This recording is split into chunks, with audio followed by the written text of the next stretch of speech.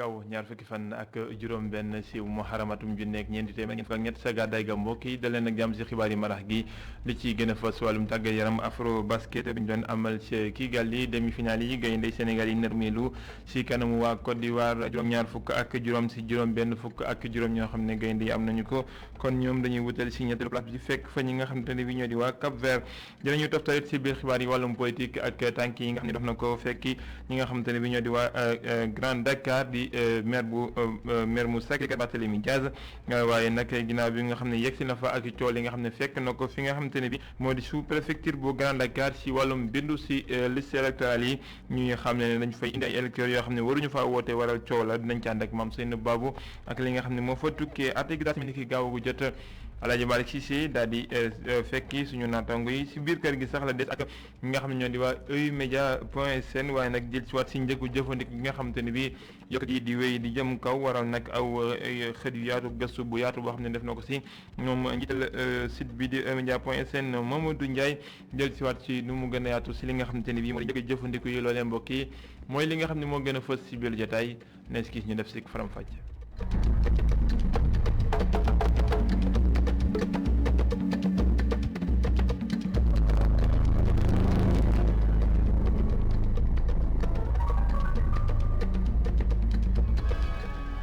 dal leen ak jàmm ñu doore xibaar yi di wàllum tàggat yaram ginnaaw bi nga xamante ni bii nag amal nañu ab jongante bu ràññeeku si afro basket bi ñu doon amal tey jii la Sénégal nërmeelu si kanamu ñi nga xamante ne bi ñoo di waa Côte d'Ivoire si demi-finale bi kon du ñu jàll sa final ba gaynde ñu daan leen si fukki poñ ñu dox seen diggante ak ñi nga xamante ne bi ñoo di ñayu Côte d'Ivoire yi juróom-ñaar fukk ak juróom si juróom-benn fukk ak juróom kon ñoom gaynde yi daal nañuy nërmeelu lu ko jiitu Cap Vert nërmeelu woon na si kanam ñi nga xam ne ñoo di waa Tunisie si demi-finale bu njëkk ba ñoo tolloo yi poñ ñu ñeen nërmeeloon ñoom it juróom-ñaar fukk ak juróom si juróom-benn fukk ak juróom kon ni ki ëllëg la gaynde yi war a jongante li nga xam te ne bi moo di troisième place bi war si janoog ñi nga xam ne ñoo di waa Cap Vert bu 11h30 jotee final bi nag li nga xam ne mooy dox diggante Côte d'Ivoire ak Tunisie bu 15h jotee lay doon ñu wéy ni ci xibaar yi wax leen si wàllum politique ak tànki nemmeeku yi nga xam ne amal na ko si sous préfecture bu Grand Dakar si wàllum politique maire mu Sacré-Cœur Barthélémy Diaz waaye nag fekk na fa coow lu métti loo xamante ni bi da ko fa daal di fanaanoo sax ni ki démb ginnaaw yi nga xam ne nag askan wa dañoo njort ne dañu daal di amal ay transfert électeur maanaam jëlee ay wotekat feneen indil ko foofee sa Grand Dakar te waruñu fa woote wala nag coow la judd woon fa ba takk der yi sax wàlli si fa ñu demaat ba fi nga xam ne moo di sous préfecture bu Grand Dakar ànd ak Mame Seynabou Babou ak Moussa Fall. jóge Score Liberté 1 trajet bi ñoo ngi koy tàmbali marché Grand Dakar jóge fa dem ñaari tali balaa ñoo egg rond-point Jet d'eau Barthélémy Diaz ak Abass Fall ñoom nag wër nañ ak ay hommes de gare balaa ñuy egg si fii di sous-préfecture bu Grand Dakar. ci buntu sous-préfecture bi ñu fekk fa ab auto police ñoom nag bañ nañ ñu dugg jékki saay ay sànnante xeet ay saagante ay yëngu-yëngu tàmbali. Abass Fall di ñëw ay transfert d'électeurs yi nga xamante ne ñoo ngi ko fiy amal. signalé nañu ay cas de transfert d'électeurs nos représentants yi fi nekk constaté ko wax ñu ko fan ngeen mësee gis ay nit yuy inscrire si nervi yi di la topp fan ngeen gisee ay nit di inscrire ay nervi di la encadrer loolu fu mu am et bientôt jóge Bambilor jóge Kër Massar jóge Fouta jóge fu ne. leneen lu Abass Fall di ñaawlu mooy seen représentant bii ñu jëlee ci sous-préfecture bi. l'administration elle est écrite bu fekkee dafa am loo xam ni dañu ne suñu ndaw bi ñu représenté def ko def nañ ko bind wax ñu ko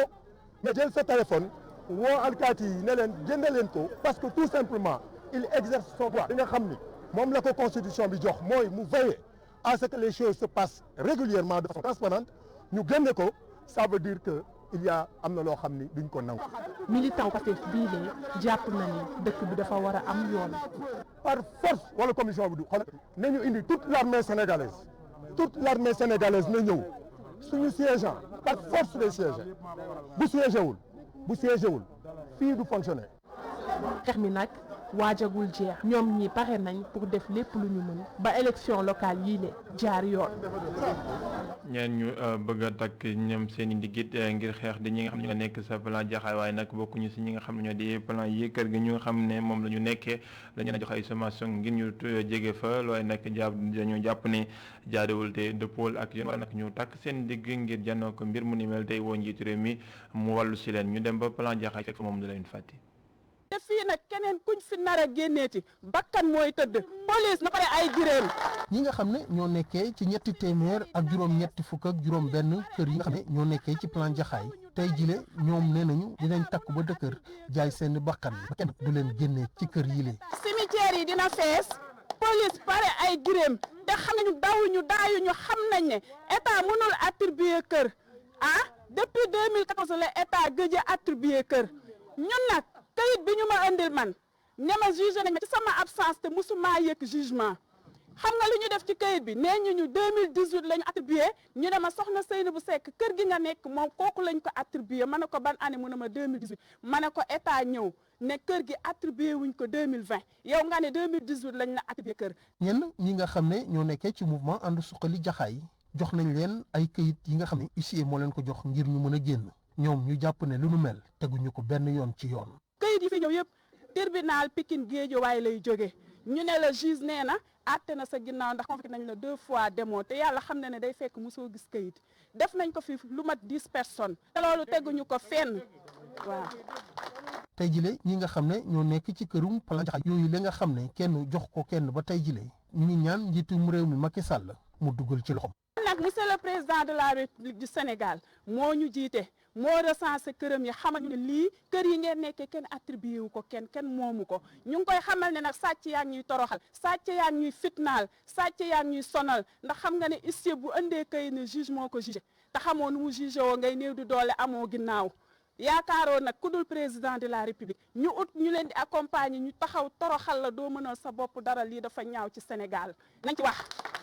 ci atum 2014 programme bi nga xam ne dañoo jagleloon ay kër tuddee ko plan jaxaay demoon na ba am ay kër yi nga xam ne tabax bi jeexul woon ñenn ci askan wi amul woon kër dem foofu jël ko dëkk ci tey jile askan googule dañu jébbal ay këyit bu huissier joxe dañu bëgg rek ñooñu lee ñu génn ci kër yooyu lee.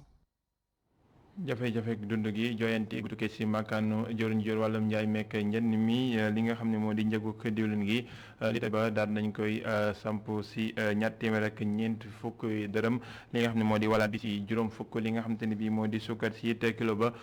téeméer ak ñaar fukk lañ ko daal di samp li nga xamante ne bii moo di ceeb bi ñu ne juróom benn fukk li nga xam ne moo di ceebu siam bi loolu lañ ko war a mën a jëndee ñu soñ nag ñi nga xam ne ñoo di jaaykat yi ñu bind ko si kayit te taf ko mboolem ñi nga xam ne ñoo di jëndkat yi bu ñu ñëwee mën a bàyyi xel li nga xam ne moo di njëg yu yees yi ñu teewlu si ki nga xam ne moo yor njaay mi si biir mi directeur commerce intérieur di Omar Diallo si jokkoom ak iRadio. Ministère du commerce dafa jël décision bu ñuy wax arrêté de fixation de prix loolu lu muy wund mooy que ni njëg yi nga xam ne ni moom lañu jaayee ci détail bi nguur dafa ne njëg yooyu dañu koy bloqué mu concerné dër bi ceeb bi suukar bi pour ceeb bi ceeb ordinaire brisé ordinaire maanaam ñu ko wax gën a xamee ci riz indien moom la ñu fixé moom la jar maximum juróom benn fukki dërëm mooy 300 francs le kilo beneen bi ci des mooy suukar bi nga xam ne mooy suukar bu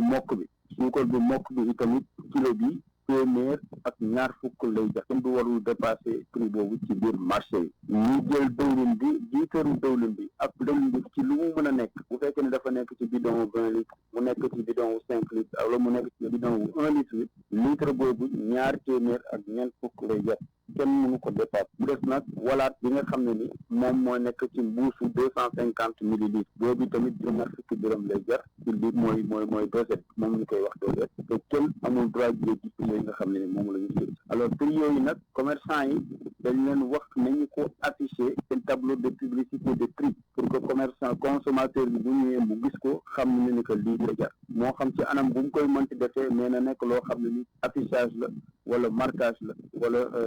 système de liste la beneen bi li ci des mooy aussi ni que ci région parce que prix Dakar la ci région yi gouverneurs yi danañu convoqué conseil régional de la consommation pour def li nga xam ne ni moom mooy application tarif de transport bi maanaam différentiel transport bi mesure boo ko jëlee mesure de fixation de prix da ngay informer d'abord maanaam communiquer te loolu ñu ngi koy def depuis dinañ ko def ci week-end bi yëpp nga xam ne ni amul kenn kuy mën a laam-laame ne yëguma ko wala gisuma ko bu ko defee nag ñun à partir de lundi ñu mën a wàcc ci terrain bi donte am na commerçant yoo xam ne dinañu respecté am na ñoo xam ne il faut nga taxaw temb obligé leen ñu respecté te loolu mooy suñu liggéey te mooy suñu métier. ginnaaw njëgu jëfandiku gi sonal askan wi ndox mi it li tukkee si taw beeg waame gi am na ñoo xamante ni bi ba léegi mu ngi leen di nelaw sa Touba yoonu Daaru Rahman askan wa fa ñu ngi sàkku bu baax jàpp ndalub ñi nga xam ñoo di kilifa joon ba ngir ñu wàllu si leen si ndox mi ndax li dox suñu digganteeg màggal gu mag gi bëriwul te seen i gan dañ leen a war a dal seen i biir kër waral ñuy sàkku ndimbal ñu dem ba Touba fekk fa góorand ak loog Thierno Faye. mer lañu def takki brassard rouge ngir fësal seen naqar ñooñu di askan wi yeewoo ci yoonu Daaru Rahman ginnaaw ba ñu ne màggal gi mu ngi dëgmal si tax ñu takku taxaw ngir yëglu ci mbënd mi ñu nekkee tere leen a nelaw. ndox mi jóge Daaru Xudoos bi jóge Jumaaja bi jóge tout ci dëkk bi fii lay tersee ku ne gis na ndox mi ni mu mel nii bi ñu dajalee mbooloo mi ci la ñëpp ñëwaat nii ngir taxawal lii ngir mu ñor leen parce que ñoom ñëpp a génn seen i kër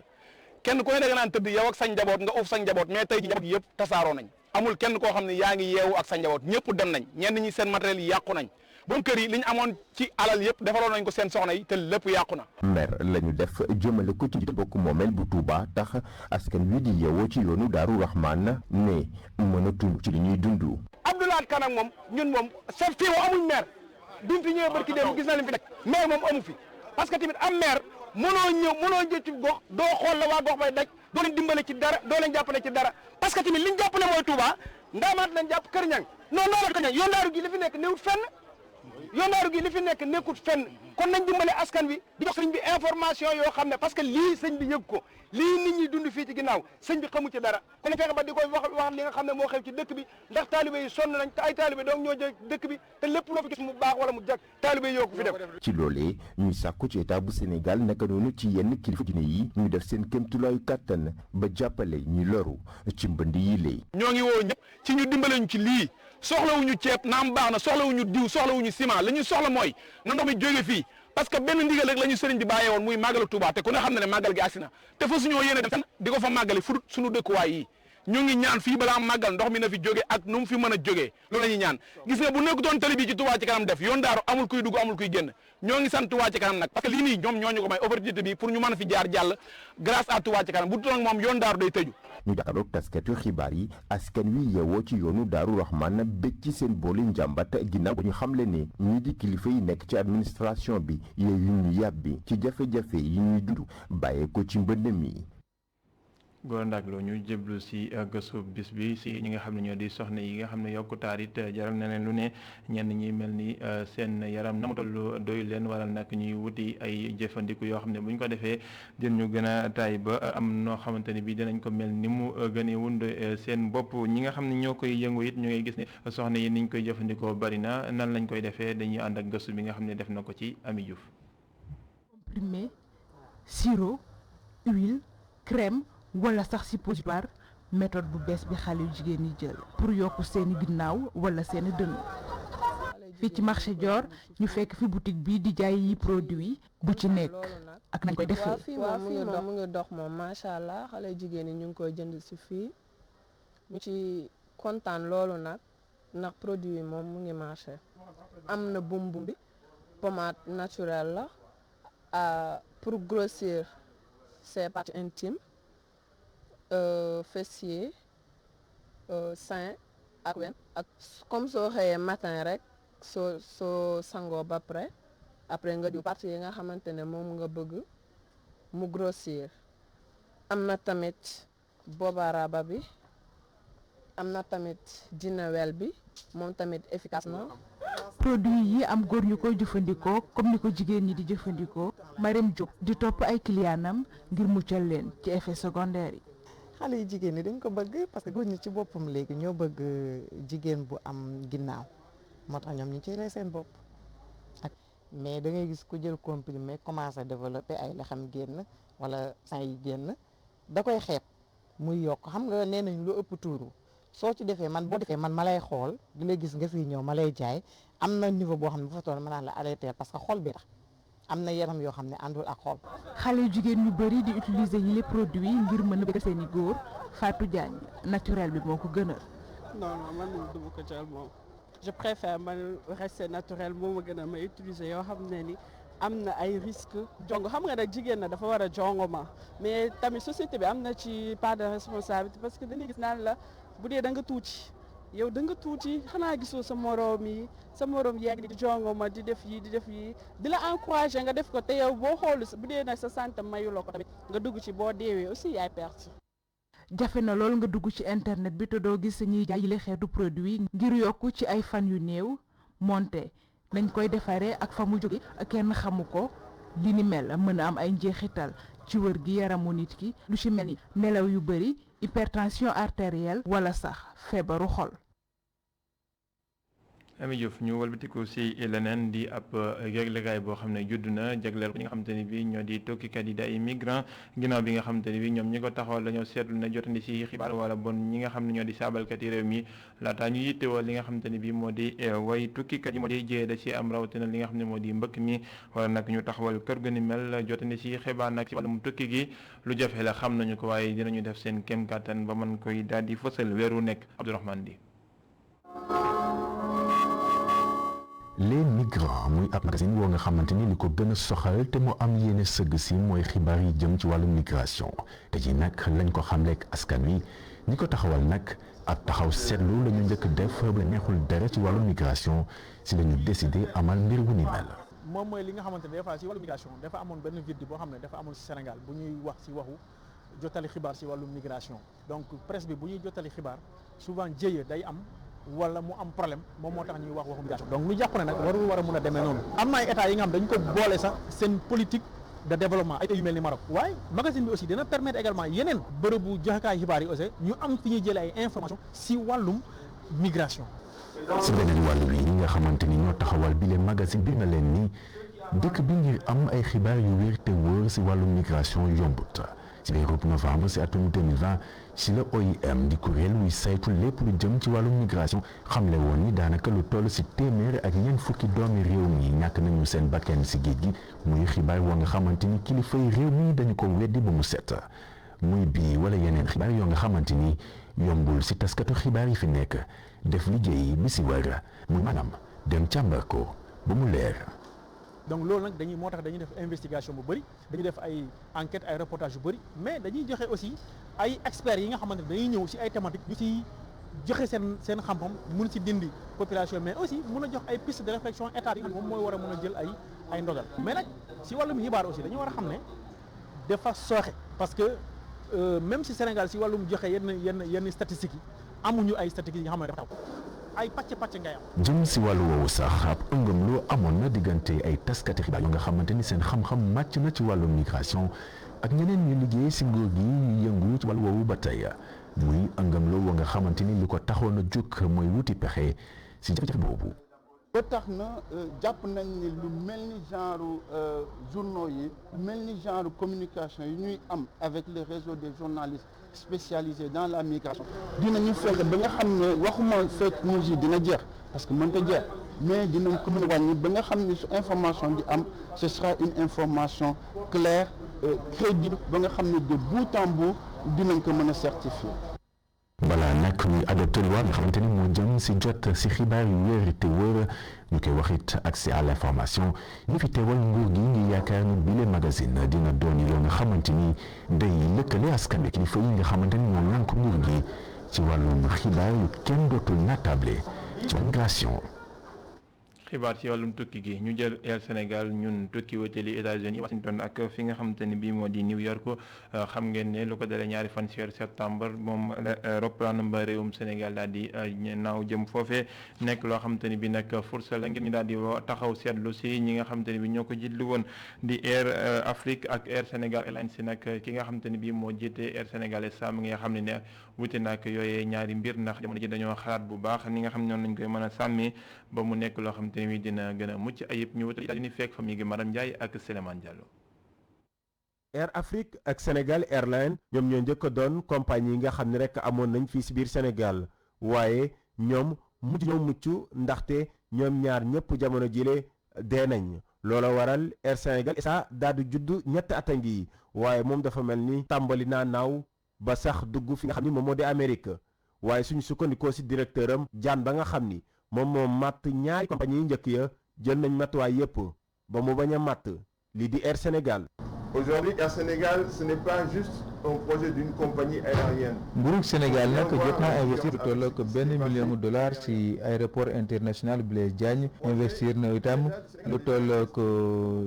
juróom-benn téeméeru junni ci dollar ci li nga xam ne moo di compagnie aérienne bu Sénégal ak itam lu toll ak ñeenti téeméeri million ci li nga xam ne moo di aéroport régionaux yi lii nag doon projet bu am solo mën nañ ko tuddee sax projet de développement économique maanaam luy soxali suñu wàllum koom. Qui n'est pas juste une compagnie aérienne, c'est à l'intérieur de quelque chose de beaucoup plus grand,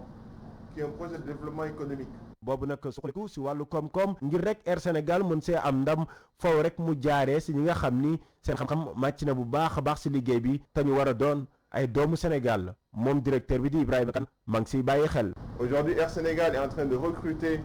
20 cadets pilotes. ñu nag fii ci Air Sénégal dañ soxla ñaar fukki cadet pilote naka noonu fanweeri nit yoo xam ne seen xam-xam dafa màcc ci réparer ak ay avion ndax de Sénégal fii bu ñu xaymaa amuñu fi sax lu toll fukk ci ñuy réparer avion ci atum 2001 vol yi nga xam ne moo doon am diggante Dakar ak Paris dañ ko dakkaloon naka noonu yu ni mel yu bari moo tax nag fi ñu toll nii dañuy bëgg a soppi doxalin li fi amoon jóge fii. Le marché a changé. Il n'est plus le même, c'est ça la différence entre Air Sénégal et ce qui se passait avant. kaaraange Air Sénégal dafa mel ni jamono jële jël nañ ci matuwaay bëree bëri waaye ñoom yemuñu foofu bëgg na itam bi la compagnie ba ñu nuroo ak benn loola waral esprit teraanga bi nga xam ni xam nañ ko fii si biir Sénégal mu doon lu nga xam ni dañ ko wéyal si biir avion yi. Que les gens puissent accueillir la personne. li ñu bëgg nag moo di client bi bu nekkee suñuy avion mel na mu ngi ci biir këram lépp loo xam ne tamit dafay wane saanu Sénégal ñu gis nga suñu biir vol yi le concrète mais qui viennent de nos racines. tradition yi Sénégal ñu nar leen a gis ci biir ay avion wu Air Sénégal bi la compagnie nag nga xam ni tey jii am na ñetti at daanaka ubbeeku nañ ci ñetti continent ci juróom yi nga xam ni ñoom ñoo am ci àdduna bi loolu di firndeel ni léegi rek ñu wër àdduna bi yëpp. mi ngi madame Ndiaye njiital ki nga xam ne moo di Air Sénégal SA di dal xel yi si wàllum kaaraange gi nga xam ne am na ca si kaw roplaan yi kaaraange ñàkk na si dem nga dëkk gi ñu dellu si Sénégal rawatina fi nga xam ne moo di Ndakaaru ñi nga xamante ne bi ñu yor oto yi di dem ak dikk ñi nga xam ñoo teg ci ñi siy duggit ñoom ñëpp nekkuñu si kaaraange ginnaaw bi ñu seetloo ay addu kalpe ñi nga xamante ni bàyyiwuñu ñi nga xam ne ñoo di dem dañ leen di dog si yoon wi taxaw leen mel ni ku leen yittewoo waaye nag li nga xam ne la ñu bëgg moo di këf la ñu yor wala fëkk ko jaay leen doole bu ko sax jaree ba faat leen jël li ñu yor loolee taximaan yi ak ñi nga xam ne ñoo si dugg ñu ngi ciy bàyyi xel bu baax a baax si wàllum kaaraange gi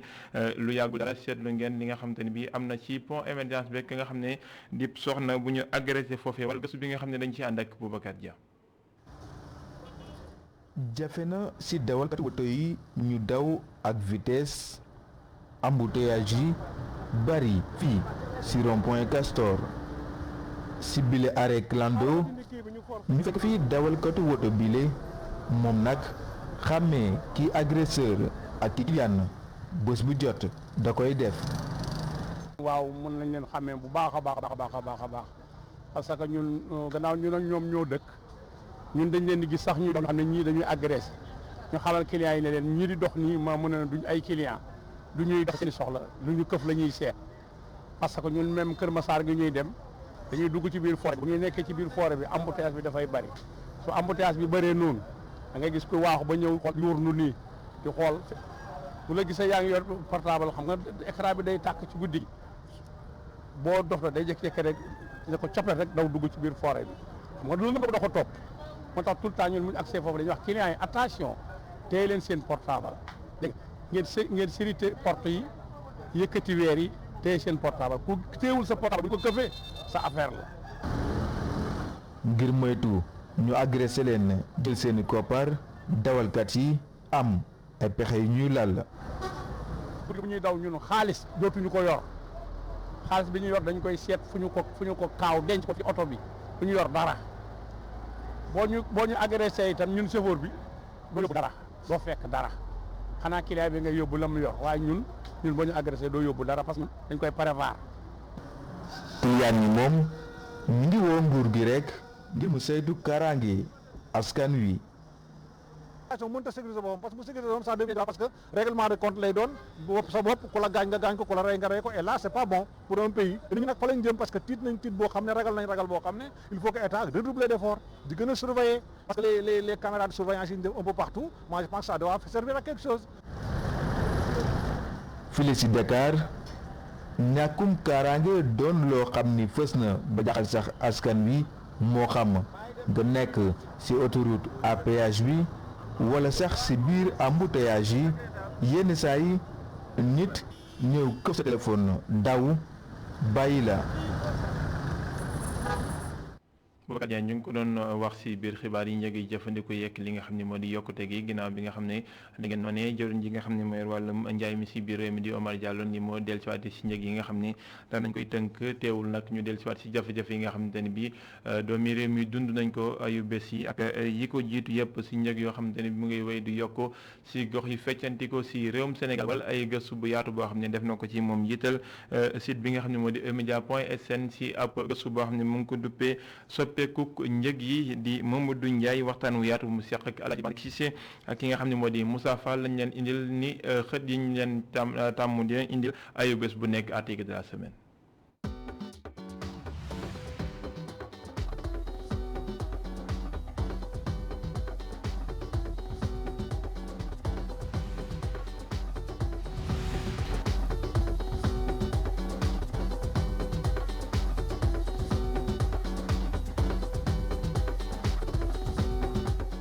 suukar manqué dëwlin ceeb farine yooyu yëpp njëg li dafa yokku mu nekk lu doy waar emedia.sn def ci taxaw seet. base de prix day ñëw ak sabar bu tas wala sabar buy door ndax ñëppay tullindoo te donc kenn du dégg peut-être bon lii sa morom di tëgg par conséquent aussi ñi ñëw di seetaan tamit du ñu xam lu ñuy fecc donc prix tamit amoon fi jamono noonu la tëddee woon saa su suñu ci yow rek war a dem boutique ba di jënd mbir wóorul la ndax li nga fa bàyyoon biig moom ngay fekkaat ci ëllëg sa kii demal sa tamit waxee noppi ak kii dem ci magasin yi wala kii dem ci surface commerciale yi ba nga xam ne prix yi toogatuñu woon benn place te naka jekk économie li koy lal mooy non seulement mu am déggoo ci naka la yëf yi war a tëddee mais en même temps c'est que bon voilà pendant une certaine période bu dara xewlee la xewoon rek moom mooy jolli mais Sénégalais dañuy yeewu rek chaque jour ñu ne leen ceeb yokku na diwlin yokku na ñu ne leen suukar yokku na suukar bi sax day moo indi ji jaax bi yëpp suukar bi la ensuite nit ñi aussi diwlin yokku na wala ñu ne tomate yokku na donc ku daan tàmm di yóbbu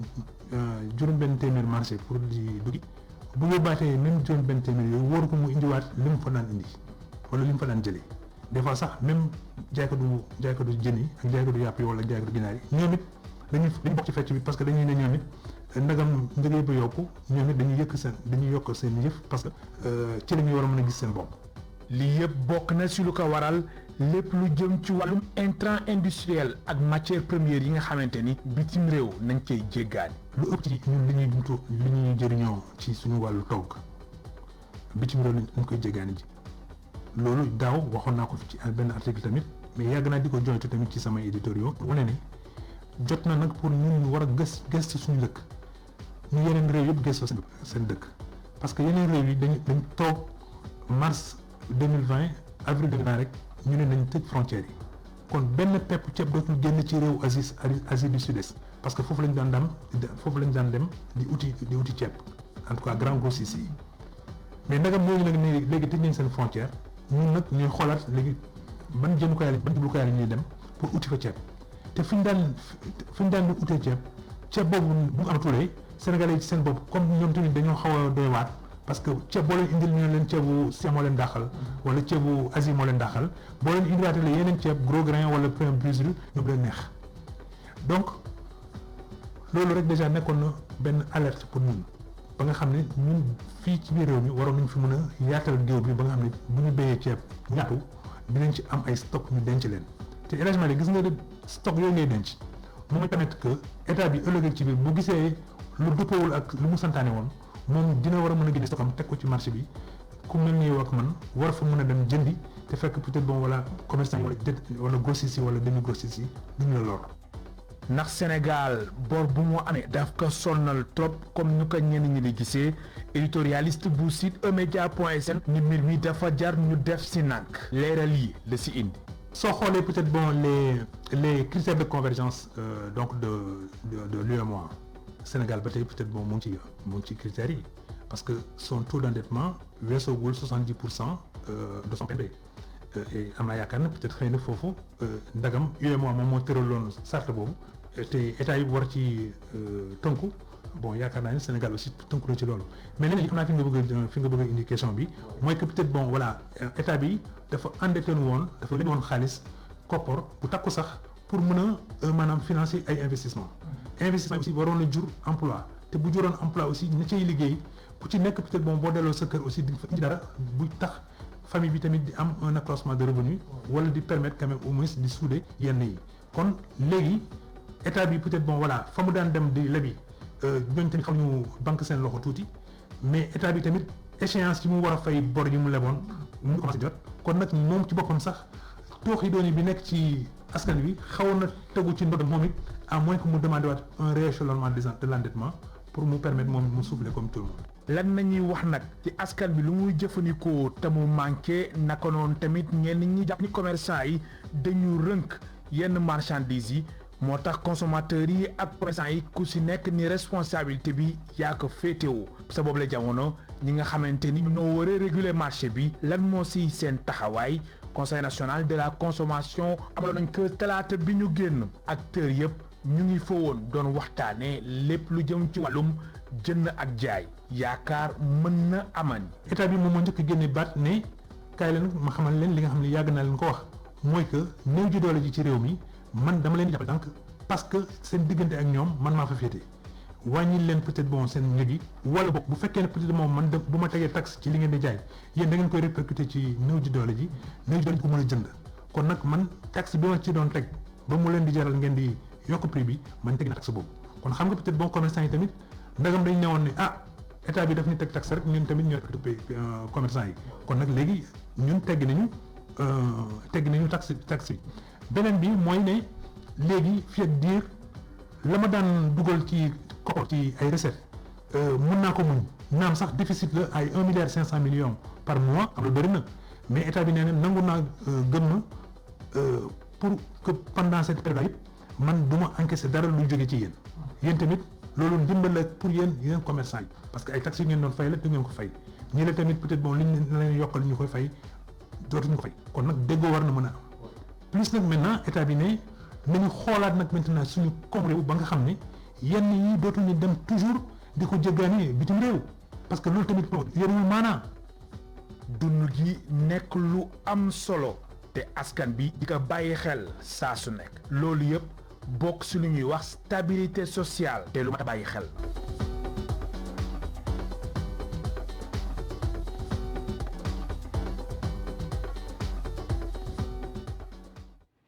xanaa ñu maa ngi ci di ko jaajëfal leen mbokk ci teelu bi lii la ñu indoon ci biir la jotaay beneen jotaay 19h45 lay doon ci kàllaama nasaraan ngeen si ànd ak Ousmane Monique Sagna xibaar yi di wéyandi ci www.emedia.sn jërë ngeen jëf.